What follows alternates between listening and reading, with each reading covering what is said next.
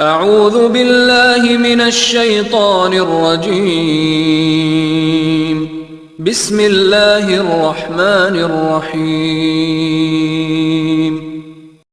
الرحمن علم القرآن خلق الإنسان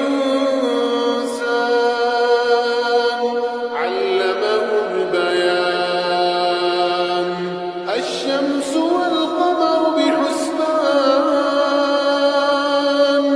والنجم والشجر يسجدان والسماء رفعها ووضع الميزان ألا تطغوا في الميزان وأقيموا الوزن بالقسط ولا تخسروا الميزان والأرض وضعها للأنام فيها فاكهة والنخل ذات الأكمام والحب ذو العصف والريحان فبأي آلاء ربكما تكذبان خلق الإنسان من صلصال كالفخار وخلق الجن من مارج من نار فبأي آلاء ربكما تكذبان رب المشرقين ورب المغربين فبأي آلاء ربكما تكذبان مرج البحرين يلتقيان بينهما برزخ لا يبغيان فبأي آلاء ربكما تكذبان يخرج منهما اللؤلؤ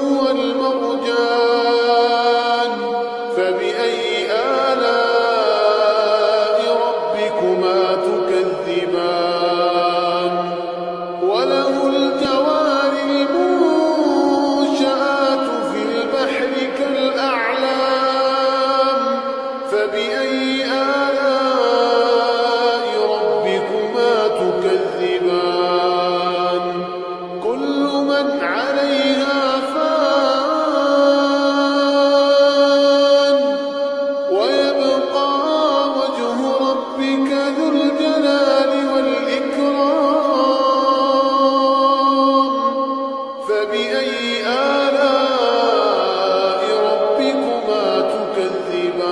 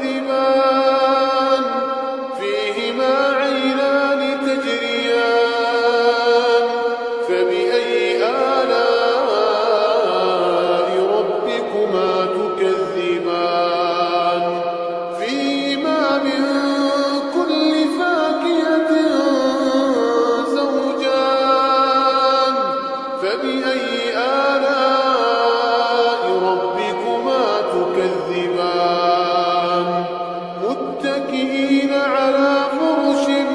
بطائنها من استبرق وجنى الجنتين دان فبأي آلاء ربكما تكذبان فيهن قاصرات الطرف لم يطمثهن إنس قبلهم ولا جان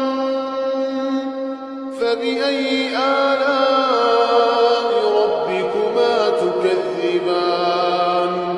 كأنهن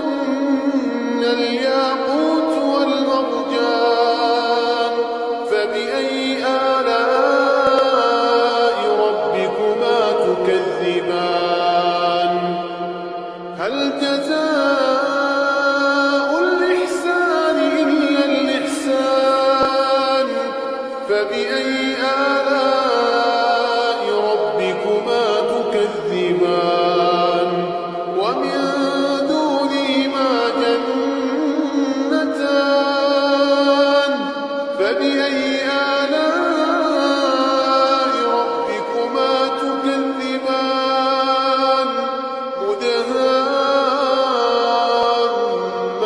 مدهامتان فبأي آلاء ربكما تكذبان فيهما عينان نضاختان فبأي آلاء ربكما تكذبان فيهما فاكهة ونخل ورمان فبأي